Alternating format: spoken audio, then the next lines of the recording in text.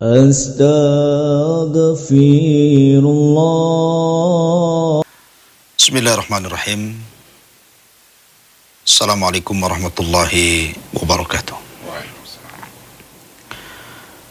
Alhamdulillah. Alhamdulillahilladzi hadana wa kafana wa ja'alana minal muslimin. Asyhadu an la ilaha illallah wahdahu rabbi la syarika lah. Wa asyhadu anna Muhammadan abduhu wa rasuluhu alladzi la nabiyya ba'dah. Amma ba'du. Ma'asyiral muslimin wal muslimat rahimani wa rahimakumullah. Alhamdulillah, segala puja dan puji hanya milik Allah subhanahu wa ta'ala, karena memang tidak ada zat yang pantas untuk dipuja dan dipuji melainkan Dia semata. Salawat dan salam selalu dan senantiasa kita curah limpahkan kepada Rasul kita, Nabi kita, qudwah kita Muhammad sallallahu alaihi wa ala alihi wasallam. Allahumma salli ala Muhammad.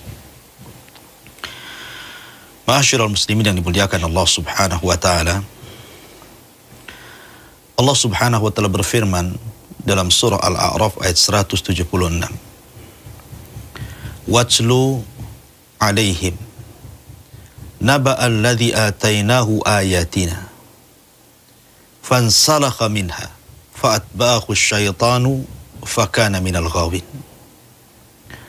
Walau syi'na larafa'nahu biha walakinnahu akhlada ilal ard wattaba'a hawa famathaluhu kamathalil kalbi in tahmil alaihi yalhath aw tatrukhu yalhath dzalika mathalul qaumil ladzina kadzdzabu biayatina faqsusil qasasa la'allahum yatafakkarun. Allah subhanahu wa ta'ala berfirman, bacakan ya Muhammad kepada mereka sebuah kisah seorang yang Allah berikan tanda-tanda kuasa kebesarannya. Kemudian dia berpaling dan syaitan pun mengikutinya, maka dia pun menjadi hamba Allah yang sesat. Padahal kalau seandainya kami menghendaki, niscaya kami tinggikan derajatnya dengan ayat-ayat tersebut. Akan tetapi dia justru cenderung kepada dunia dan mengikuti keinginannya yang sangat rendah. Maka perumpamaan seperti anjing, jika kamu menghalau dijulurkan lidahnya, dan jika kau membiarkannya pun tetap dia akan menjulurkan lidahnya. Demikianlah perumpamaan orang-orang yang mendustakan ayat-ayat kami. Maka kisahkan kisah ini agar mereka bisa berfikir. Ma'asyiral muslimin, para pendengar dan para pemirsa yang dimuliakan Allah subhanahu wa ta'ala. Dahulu di zaman Bani Israel, di negeri Syam, negeri yang sangat diberkahi oleh Allah subhanahu wa ta'ala, negeri yang ada Baitul Maqdis. Datang dari mana-mana negeri untuk hidup di negeri Syam, negeri yang sangat barakah. Termasuk ada satu kabilah yang hijrah dari Irak menuju Syam. Mereka adalah kabilah Kan'aniyun. Tentu tidak lain karena ingin mencari keberkahan di negeri Syam. Di zaman itu ada sosok seorang yang saleh, yang hidup di negeri Syam. Orang yang taat kepada Allah, ahli ibadah, zuhud, wara, dan setiap berdoa kepada Allah tidak pernah meleset doanya. Siapa dia? Dialah Bal'am ibnu Ba'ura, seorang abid dari ahli ibadah Bani Israel. Karena ibadahnya yang kuat dan ketaatannya kepada Allah subhanahu wa ta'ala yang sangat hebat, akhirnya lambat laun dia pun ditokohkan di daerahnya dan menjadi orang yang soleh dan panutan semua orang yang ada di sekitarnya. Sampai suatu ketika terdengar Nabi Musa alaihi salatu wassalam yang membawa Bani Israel yang diselamatkan oleh Musa dari kejaran Fir'aun. Sampai pula mendekati daerah yang di situ ada kabilah Kan'aniyun. Maka orang-orang Kan'aniyun ini takut kalau seandainya kehadiran Musa di tengah-tengah mereka itu untuk mengusir mereka dan mengembalikan Bani Israel, sementara mereka dikembalikan ke Irak. Sehingga para pembesarnya merasa ketakutan. Kalau seandainya Musa datang hanya untuk membunuh dan mengusir mereka. Akhirnya kemudian mereka pun datang kepada Bal'am ibn Ba'ura agar Bal'am mendoakan kepada Musa dan pasukannya kecelakaan. Tapi Bal'am mengatakan, bagaimana mungkin saya mendoakan seorang nabi dengan doa kecelakaan, mendoakan para pengikut orang-orang yang beriman dengan doa kecelakaan, padahal bersama mereka ada para malaikat yang menolongnya. Aku tidak mau. Akhirnya kemudian para pembesar Kan'aniyun terus mendesak Bal'am, membawa hadiah, membawa harta, membawa dunia. Subhanallah, hati ini milik Allah. Terkadang seseorang di sore hari dia beriman, di pagi hari dia kufur. Di pagi hari dia beriman, di sore hari dia sudah kufur.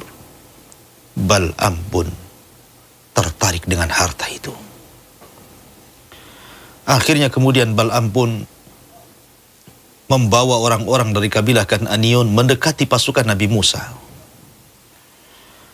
Setelah sampai di atas perbukitan yang menjulang memanjang sampai kepada pasukan Musa, Bal'am pun mulai berdoa dan diaminkan manusia. Subhanallah, mukjizat Nabi Musa alaihi salatu wassalam. Setiap kali Bal'am berdoa kecelakaan kepada Musa dan pasukannya, lidahnya selalu tergelincir, tidak sanggup mengucapkan doa kecelakaan kepada mereka. Justru terbalik apabila Bal'am mendoakan kecelakaan kepada Nabiullah Musa dan juga pasukannya, justru doa itu berbalik kepada kaum Kan'an. Sehingga orang-orang mengatakan, wailaka ya Bal'am, celaka engkau wahai Bal'am. Kami menyuruh Anda mendoakan doa keburukan kepada mereka, kau pula mendoakan keburukan kepada kami. Maka Bal'am pun kaget karena dia tidak bisa mendoakan keburukan kepada Musa. Akhirnya dia mengatakan, demi Allah, khasirat dunya wal akhirah. Dunia rugi, akhirat rugi.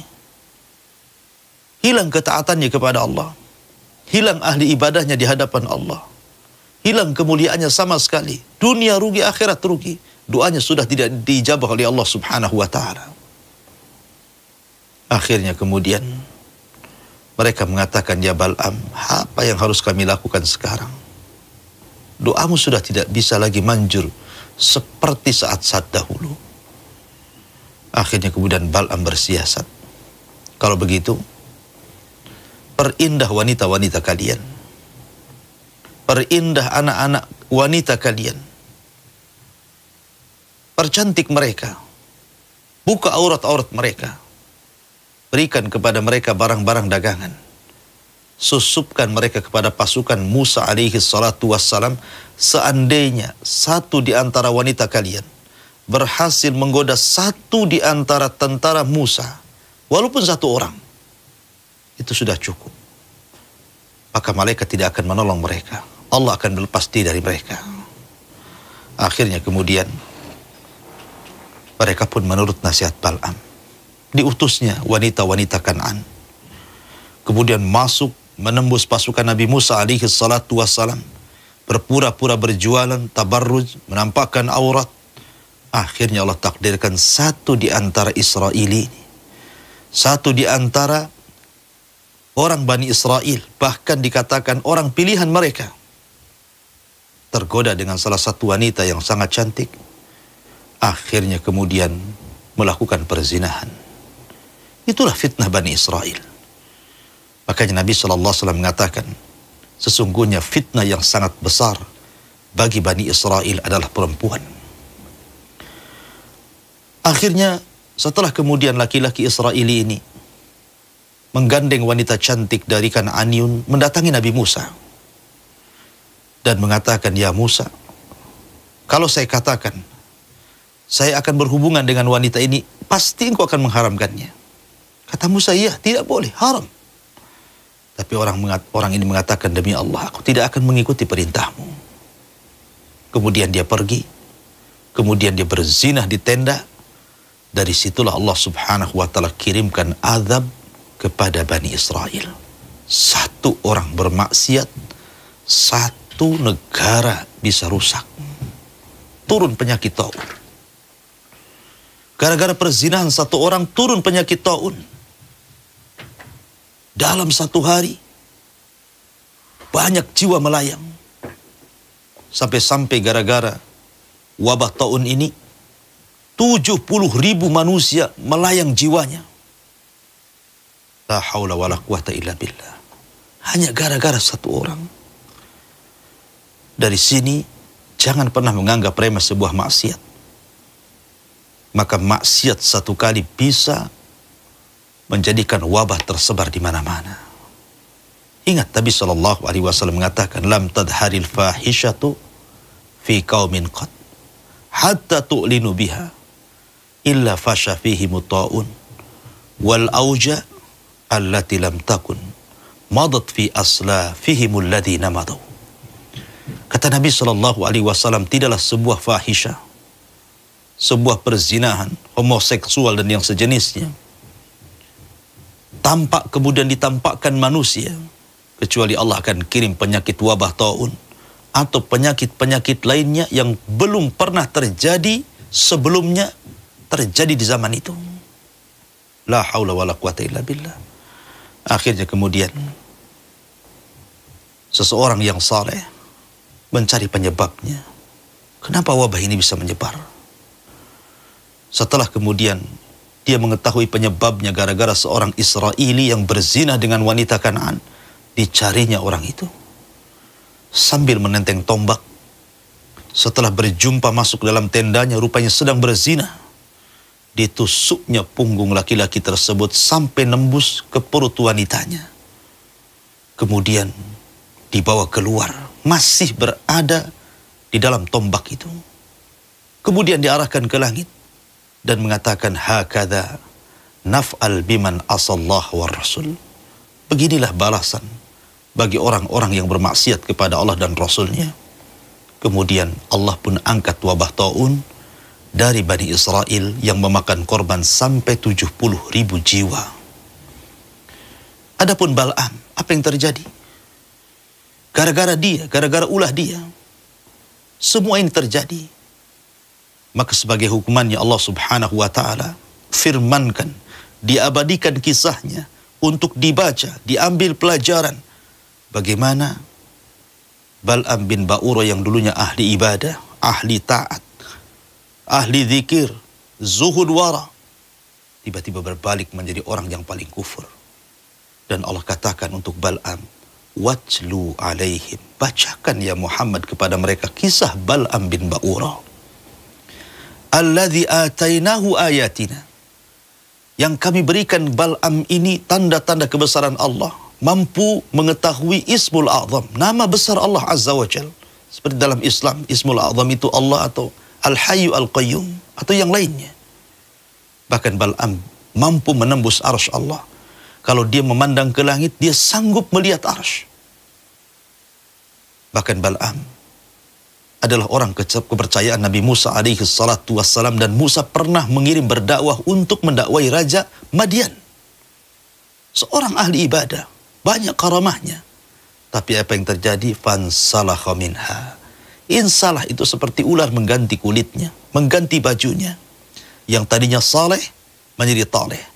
Yang tadinya taat menjadi kufur. Yang tadinya ahli ibadah menjadi ahli maksiat. Fansalakha minha fa'atba'ahu syaitan.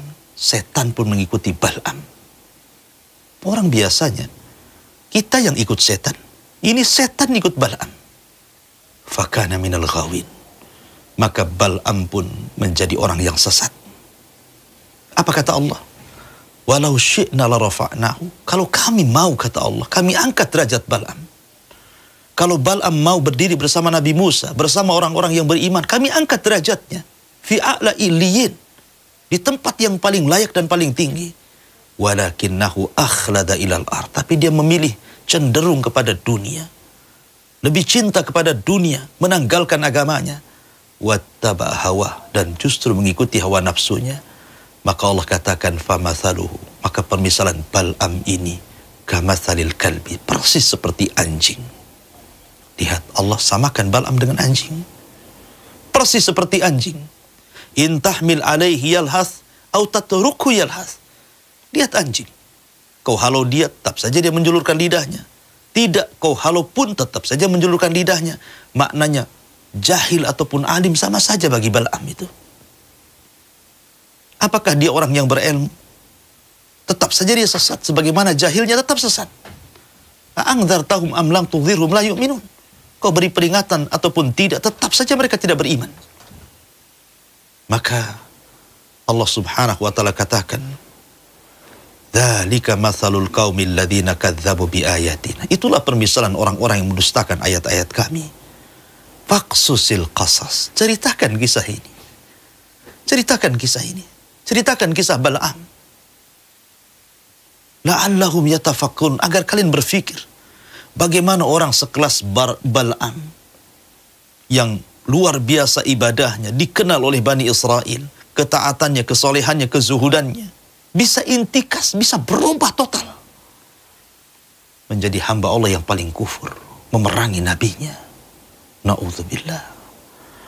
Maka dari pelajaran kisah Bal'am bin Ba'ura ini, jangan pernah merasa bangga dengan keimanan, karena terkadang iman bisa berubah menjadi kufur. Tetapi berusahalah untuk istiqomah. Istiqomah di jalan Allah. Banyak-banyaklah berdoa kepada Allah, ya muqallibal qulub tsabbit qalbi ala dinik. Wahai zat yang membolak-balikan hati, tetapkan hatiku di atas agamamu. Karena seseorang itu al-a'mal bi khawatimiha. Amal itu ditentukan oleh akhirnya, bukan oleh awal dan tengahnya. Wallahu a'lam bishawab. Ini yang bisa sampaikan, mudah-mudahan ada manfaatnya. Saya kembalikan kepada moderator. Tafadhal mashkura. Jazakallah Ustaz atas nasihat di awal TKJ. Semoga menjadi pelajaran berharga bagi kita semuanya, kaum muslimin dan muslimat, para pendengar Radio Hang FM, juga pemirsa Hang TV dimanapun Anda berada di seluruh dunia. Baik, bagi Anda yang ingin bergabung, bertanya dalam program ATKJ, Anda tanya kami jawab, disilahkan Anda bisa mengirimkan pertanyaan Anda ke redaksi ATKJ, yaitu di 081 901 010 106. Baik, saya coba bacakan pertanyaan yang sudah masuk. Pertanyaan pertama dari Ibu Milah di Johor Bahru, Malaysia. Mau bertanya, adakah tuntunan dari Rasulullah mengenai bacaan khusus dalam sholat sunnah subuh nih Ustaz? Mohon pencerahannya. Ya, alhamdulillah. Sholat sunnah subuh mungkin yang Anda maksudkan adalah 2 rakaat sunnah fajar. Itu sebuah sunnah yang sangat istimewa di zaman Nabi SAW. Karena Nabi SAW tidak pernah meninggalkan 2 rakaat subuh, baik ketika safar atau ketika hadar. Maknanya ketika mukim atau ketika safar, Rasul tidak pernah meninggalkan. Padahal Rasul kalau safar itu tidak pernah melaksanakan rawatib, qobliyah atau ba'diyah. Karena 2 rakaat sebelum subuh itu bagian daripada qobliyah subuh. Tapi Rasul tidak pernah meninggalkan qobliyah subuh. Padahal kalau safar boleh meninggalkan semua sunnah rawatib kecuali nawafil. Kenapa demikian? Karena besarnya pahala 2 rakaat fajar itu. Nabi yang mengatakan rakaatai al-fajri khairun minad dunya wa ma fiha. 2 rakaat fajar itu jauh lebih baik dibandingkan dunia dan isinya. Adapun yang Anda tanyakan, adakah surat khusus atau sunnah membaca surat khusus di 2 rakaat fajar? Ya, ada. Hadis Abi Hurairah radhiyallahu anhu. Nabi SAW berikan contoh ketika beliau melaksanakan 2 rakaat fajar. Apabila beliau sholat 2 rakaat fajar, maka pada rakaat pertama beliau membaca Ya ayyuhal kafirun, dan pada rakaat kedua beliau membaca Qul huwallahu ahad, dan dua-duanya disebut suratul Ikhlas. Baik Qul ya ayyuhal kafirun disebut oleh suratul Ikhlas para ulama, dan juga Qul huwallahu ahad juga termasuk suratul Ikhlas karena isinya adalah tauhid. Ini diantara tuntunan yang diajarkan Nabi Shallallahu Alaihi Wasallam. Terkadang Nabi SAW membaca Qulu amanna billahi wa ma unzila alaina dalam surah Al-Baqarah ayat 136. Itu dibaca pada rakaat yang pertama gitu ya.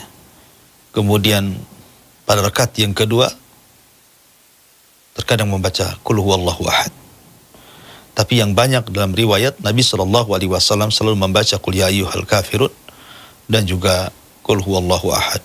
Allahus samad, lam yalid wa lam yulad wa lam yakul lahu kufuwan ahad. Allahu a'lam. Jazakallah khair Ustaz atas penjelasannya. Demikian untuk penanya Ibu Mila di Johor Bahru, Malaysia. Semoga bermanfaat apa yang sudah dijelaskan oleh Al-Ustaz dan juga bagi para pendengar serta pemirsa yang lainnya.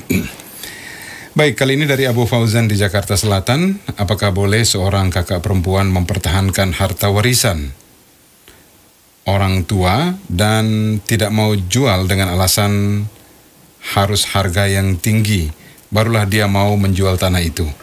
Sedangkan adik-adiknya selalu mendesak untuk dijual karena kebutuhan ekonomi yang mendesak. Mana yang benar dari kedua pihak itu?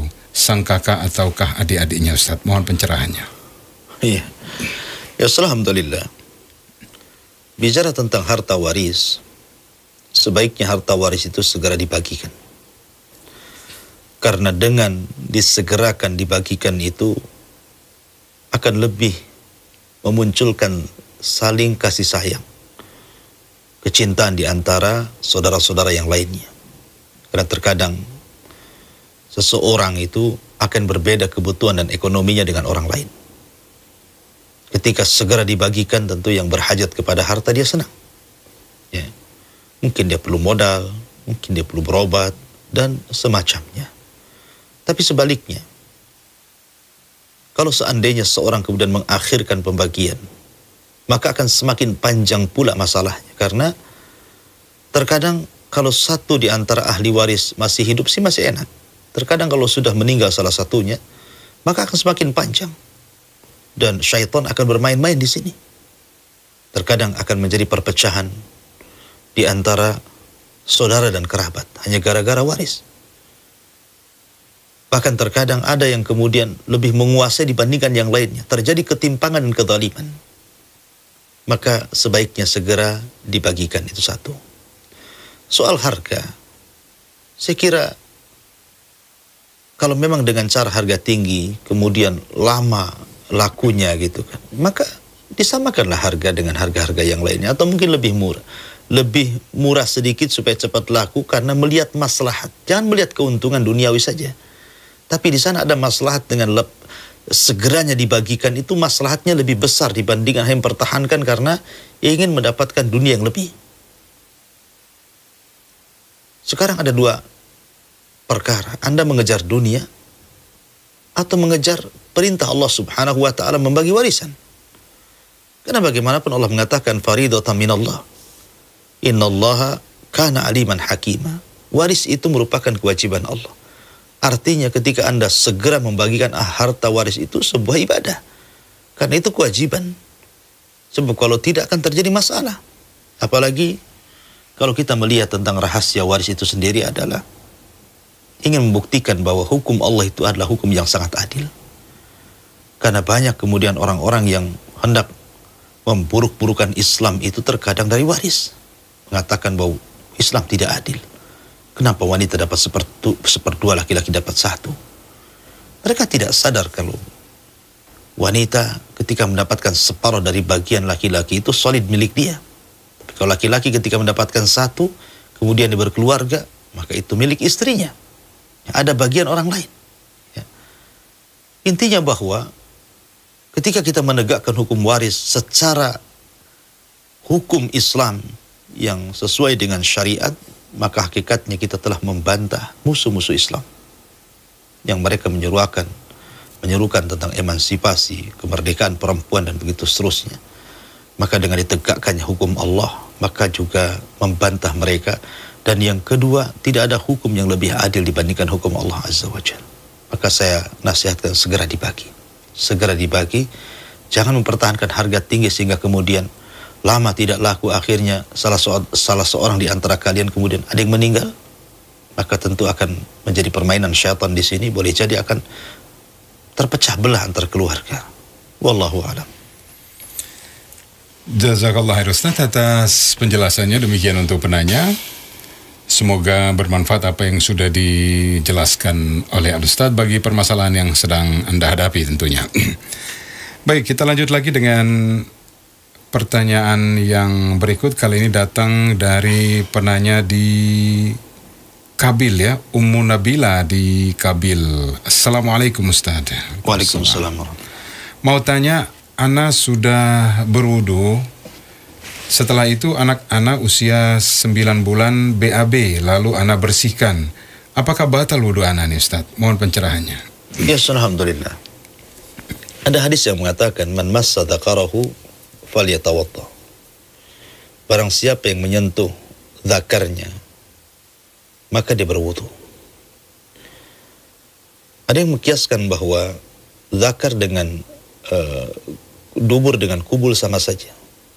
Ketika menyentuhnya maka batal wudunya. Akan tetapi Anda harus jeli bahwa Allah alaihi wasallam man massa dzakarahu. Ada kalimat hu di sini artinya kata ganti. Kembali kepada orang yang memegang artinya zakarnya sendiri. Ya, kemaluannya sendiri. Itu menunjukkan bahwa kalau bukan kemaluannya sendiri seperti kemaluan bayi Anda cebokin gitu ya, kemudian Anda lap gitu pakai Anda tanpa penghalang, yang jelas setelah itu Anda cuci 3 kali untuk sebagai bentuk mencuci najis, maka tidak batal wudunya. Ya. Bagaimana dengan kotoran bayi? Apakah membatalkan wudu? Tidak. Ya. Cukup Anda selepas mencebokin, Anda cuci kembali tangan Anda minimalnya 3 kali atau sampai bersih. Kemudian Anda sholat, tidak ada masalah. Wallahu a'lam. Jazakallah Ustaz atas penjelasannya. Demikian untuk penanya Ummu Nabila di Kabil, Batam. Baik. Pertanyaan yang berikut dari Ibu Lisa di Punggur. Assalamualaikum Ustaz. Waalaikumsalam. Mohon penjelasan dari Ustadz sunnah Rasulullah yang berkaitan dengan surat Yasin nih Ustadz. Mohon pencerahannya Ustadz. Ya, alhamdulillah. Bicara tentang masalah surah Yasin. Surah Yasin ini bagian daripada surat yang terkandung dalam Al-Quran. Secara umum, Al-Quran sendiri memiliki keutamaan, termasuk surah Yasin. Dan dia bagian daripada Al-Quran. Nabi SAW bersabda, man qara'a harfan min kitabillah falahul hasanatu wal hasanatu bi asyri amsalihha. La aqulu alif lam mim harfun, walakin alifun harfun wa mimun harfun wa lamun harfun. Kata Nabi SAW, siapa yang membaca satu huruf dalam Al-Quran, maka bagi dia dapat 1 kebaikan yang akan dilipat gandakan menjadi 10 kali lipat kebaikan. Aku tidak katakan, kata Rasul, 1 huruf itu alif lam mim, tapi alif 1 huruf, lam 1 huruf, mim 1 huruf. Artinya bahwa karena surah Yasin bagian daripada Al-Quran, ketika Anda membaca surah Yasin, maka setiap 1 huruf dalam surah Yasin itu 10 kebaikan. Dan secara umum banyak keutamaan membaca Al-Quran. Adapun yang Anda maksudkan mungkin secara khusus tentang surah Yasin, ya, maka para ulama sudah membahas bahwa hampir semua riwayat tentang hadis-hadis seputar surah Yasin, maka sebagiannya lemah, bahkan juga sebagiannya palsu. Kebanyakan lemah dan palsu. Contoh saja umpamanya Nabi SAW mengatakan, Iqra'u ala mautakum biyasin. Bacakan kepada orang yang meninggal di antara kalian dengan surah Yasin. Bagi orang yang melemahkan hadis ini, mereka tidak akan melakukannya. Berarti membaca surah Yasin kepada orang yang meninggal itu tidak ada contohnya.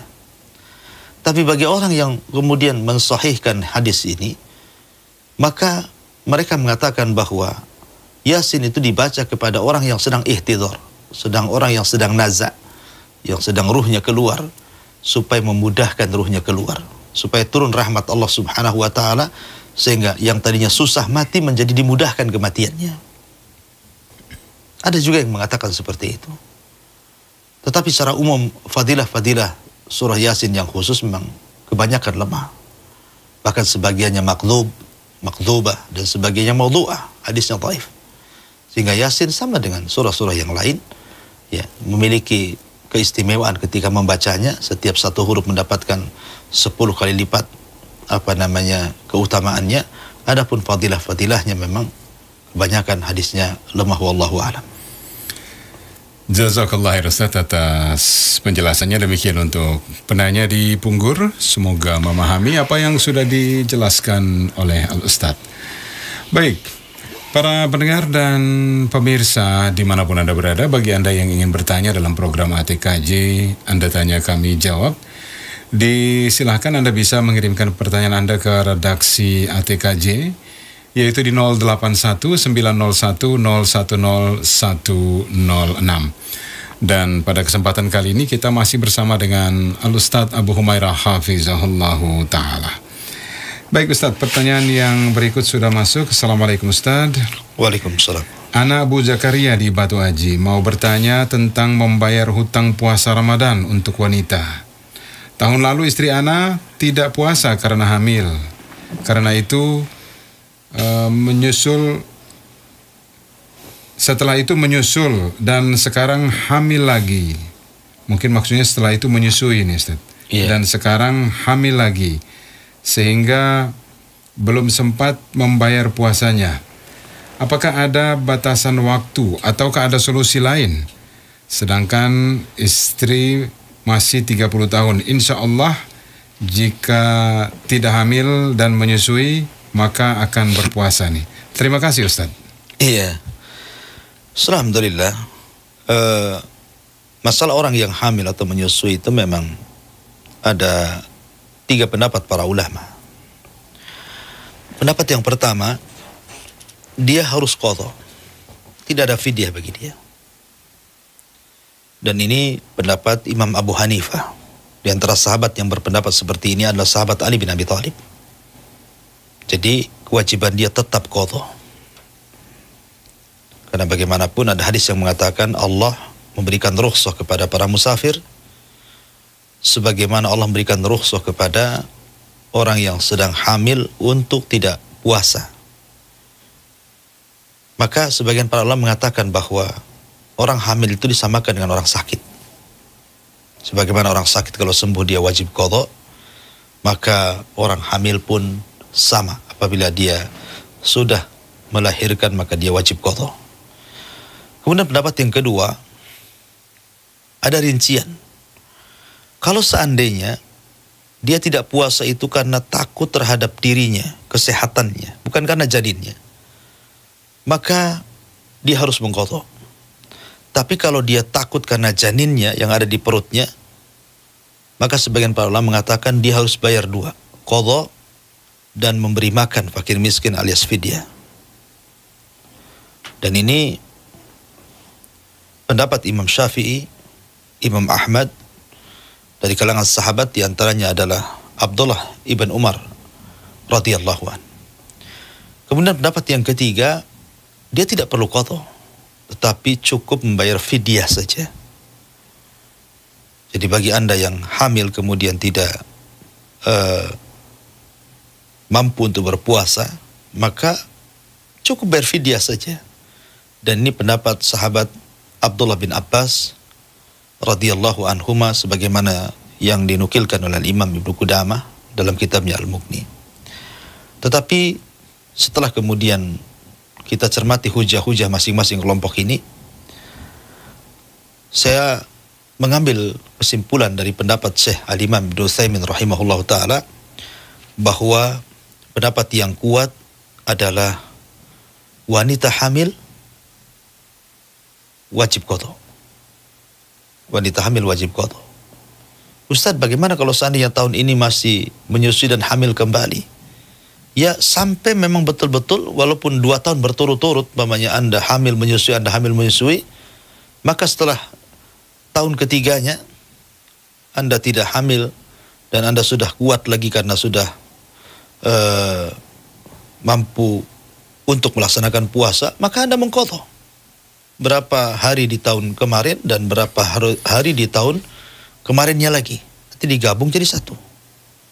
Ini pendapat yang dipilih oleh Syekh Ibnu Utsaimin rahimahullahu taala, dan ini pendapat yang kuat wallahu alam karena disamakan dengan orang sakit dan musafir. Allahu a'lam. Syukran Ustaz atas penjelasannya. Demikian untuk penanya Abu Zakaria di Batu Aji. Semoga memahami apa yang sudah dijelaskan oleh Ustaz, bermanfaat bagi Anda dan juga bagi kita semua tentunya. Baik, pertanyaan yang berikut. Semoga Allah selalu melindungi semua kru Hang Batam, amin. Saya Yanto di Jodoh Batam. Bagaimana hukum membaca surat Al-Fatihah dengan cepat pada sholat tarawih? Apakah karena 20 rakaat maka dibolehkan membaca ayat Al-Quran dengan cepat nih Ustaz? Ya, alhamdulillah. Jadi innallaha qasama as-salata qismaini. Allah itu membagi salat itu 2 bagian. Maksudnya dalam surah Al-Fatihah. Dalam surah Al-Fatihah itu terbagi menjadi 2. Ada bagian Allah dari Alhamdulillahirabbil alamin arrahmanirrahim maliki yaumiddin, ini bagian dari Allah, hak Allah. Kemudian bagian hambanya. Setelah maliki yaumiddin baru iyyaka na'budu wa iyyaka nasta'in ihdinas siratal mustaqim siratal ladzina an'amta 'alaihim ghairil maghdubi 'alaihim waladdallin. Ini bagian hamba. Jadi salat itu terbagi menjadi 2. Ada bagian Allah, ada bagian hamba. Dan setiap ayat dalam surah Al-Fatihah itu ada jawabannya. Seperti apabila Anda mengucapkan Alhamdulillahirabbil alamin, maka Allah dari atas sana akan mengatakan hamidani abdi, hambaku sedang memujiku. Apabila kita dalam salat membaca Ar-Rahmanir Rahim, maka Allah akan menjawab dari atas sana, Athna alayya abdi, hambaku sedang mengagung-agungkan aku. Apabila kita membaca Maliki Yaumiddin, maka Allah akan membalas dari atas sana, Majjadani abdi, hambaku sedang membesarkan diriku.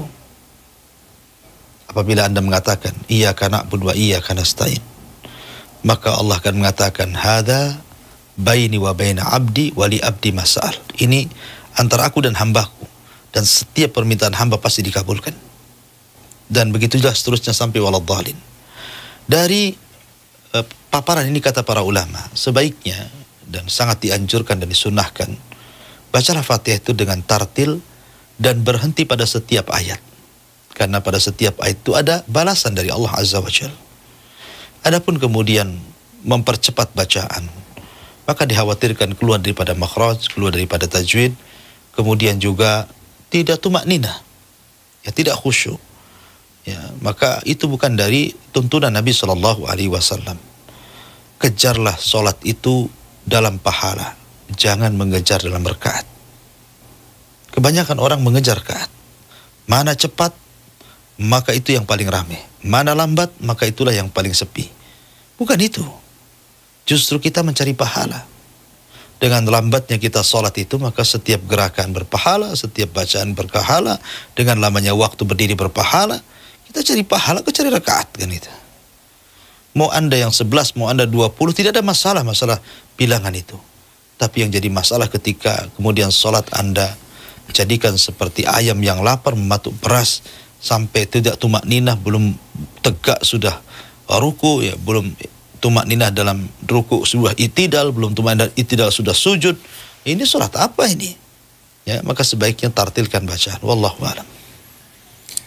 Jazakallah khair Ustaz atas penjelasannya. Demikian untuk penanya Yanto di Batam tentunya ya.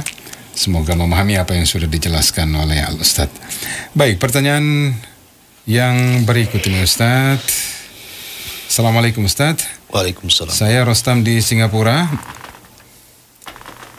Apakah betul Ustaz, zikir pagi dan petang ini dapat menjauhkan orang yang membacanya dari wabah corona nih Ustaz? Mohon penjelasannya Ustaz. Ya, alhamdulillah. Bicara tentang masalah zikir pagi petang itu sesuatu yang sangat penting. Karena bagaimanapun Nabi SAW yang menjelaskan bahwa siapa yang mendawamkan zikir pagi petang akan terhindar dari segala gangguan syaitan, sihir, kesurupan, ya, atau apa aja gangguan syaitan. Apakah juga termasuk wabah corona? Ya, mungkin saja secara umum. Ya, karena hadis memang tidak ada yang secara khusus siapa yang zikir pagi, petang maka terhindar dari corona, nggak ada lafaz hadis seperti itu. Tapi secara umum zikir itu bermanfaat, bisa untuk perobatan. Karena zikir itu kan menenangkan hati. Menenangkan hati. Makanya Syekhul Islam Ibnu Taimiyah rahimahullah ta'ala suatu ketika sedang sakit. Sakit parah. Dibawalah dia ke dokter. Ketika dia sampai di tabib itu, dia masih saja membaca buku, menulis. Padahal kondisinya sudah melemah. Kata sang dokter, ya Imam, sudahlah berhenti. Gunakan waktu menulis dan juga membacamu untuk istirahat. Kok ini harus banyak istirahat? Kata Ibnu Taimiyah, aku tidak bisa, karena aku sudah terbiasa seperti ini. Kata dokter, paksakan istirahat. Kata Ibnu Taimiyah, bagaimana kalau aku berdebat denganmu soal kesehatan? Kata dokter, silahkan. Kata Ibnu Taimiyah, bukankah orang sakit apabila hatinya tenang maka akan mempercepat kesembuhan? Kata dokter, ya memang begitu. Kata Ibnu Taimiyah, aku tidak pernah merasa tenang hatiku kecuali aku berbuat seperti ini. Membaca buku, menulis, itulah ketenangan bagiku. Kata dokter, wah ini di luar dari teori saya sebagai dokter. Katanya. Intinya bahwa kisah ini memberikan inspirasi bahwa ketenangan hati itu bisa mempercepat kesembuhan, kata Ibnu Taimiyah. Maka zikir itu bagian daripada menenangkan hati. Ala bidzikrillahi tatmainnul qulub. Ingatlah dengan berzikir kepada Allah bisa menenangkan hati. Artinya kalau mungkin seorang sudah tertimpa sebuah penyakit kemudian memperbanyak zikir, hakikatnya itu dia sedang mengobati dari dalam. Apakah kemudian zikir pagi petang bisa menghindarkan dari wabah corona? Mungkin saja bisa terjadi. Ya, karena orang berzikir adalah orang yang senantiasa ingat Allah, sementara penyakit ini datang dari Allah Subhanahu wa taala. Maka sebaiknya langgengkan zikir ini karena juga faedahnya luar biasa. Wallahu a'lam. Jazakallah khair Ustaz atas penjelasannya. Demikian untuk penanya Rostam di Singapura. Semoga bisa memahami apa yang dijelaskan oleh Ustaz, bermanfaat bagi Anda dan juga bagi kita semuanya. Baik, pertanyaan terakhir untuk ATKJ kali ini, Ana di Bengkong. Assalamualaikum Ustaz. Waalaikumsalam. Bolehkah puasa dan Idul Fitri mendahului pemerintah nih Ustaz? Sebaiknya jangan. Sebaiknya ikutlah Idul Fitri dan penentuan puasa Ramadan itu ikut pemerintah, karena supaya jangan berpecah belah. Jangan memperbanyak pecah belah. Memang kalau kita melihat perselisihan para ulama tentang masalah matla, ada yang berpendapat satu dunia itu satu matla. Artinya kalau Saudi melihat maka satu dunia harus ikut Saudi. Ada juga yang mengatakan bahwa setiap negeri itu punya matla masing-masing. Indonesia tidak harus ikut Malaysia, Malaysia tidak harus ikut Australia, Australia tidak, dan begitu seterusnya. Masing-masing negara punya kebijakan. Ada juga yang berpendapat bahwa negara tetangga mengikuti negara tetangga yang melihatnya, kayak Indonesia, Malaysia, Brunei gitu kan. Maka kalau Indonesia melihat maka Malaysia, Brunei ikut berpuasa, atau kalau Malaysia melihat maka Indonesia dan Brunei ikut Malaysia. Ya, walaupun demikian maka penentuan itu kembali kepada pemerintah. Biarkanlah pemerintah yang menentukan, karena ini perkara-perkara besar, perkara-perkara umat. Sementara pemerintah, mereka punya kemampuan untuk ini. Ada alat-alatnya, ada orang-orang yang memang hebat untuk melihat itu, apalagi negeri kita kan berbeda dengan di Saudi. Oleh karena itulah maka sebaiknya taati perintah Allah, taati perintah Rasul, dan juga taati perintah umara. Atiullaha wa atiur Rasul wa ulil amri minkum. Wallahu a'lam. Jazakallah khair Ustaz atas jawabannya.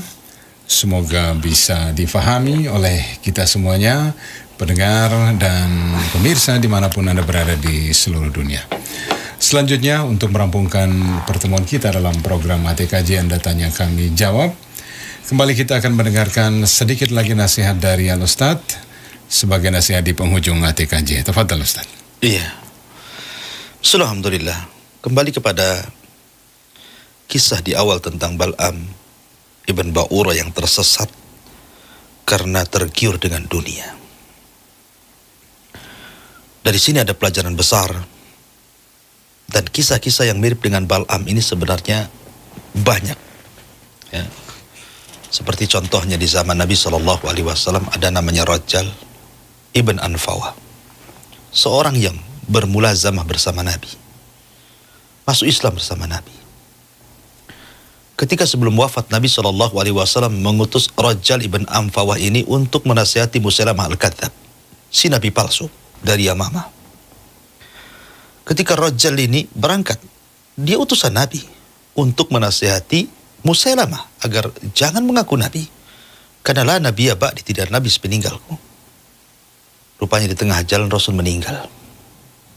Rasulullah meninggal dunia pada hari Senin tahun 11 Hijriah.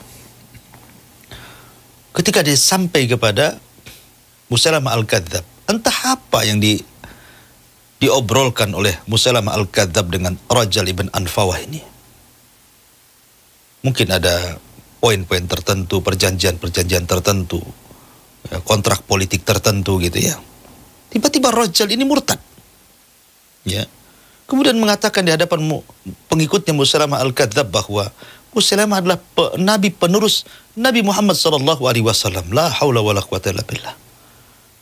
Rupanya karena dia sudah dijanjikan dunia oleh Musailamah Al-Kadzab, sebuah jabatan dan harta, dia murtad. Betapa banyak hari ini gara-gara menikah dengan calon yang kafir, akhirnya ikut kafir. Serendah itukah agama kita digadaikan dengan kekafiran? Hidup kita ini bukan hanya di dunia saja. Ada kehidupan lain setelah dunia, akhirat yang akan mengekalkan kita.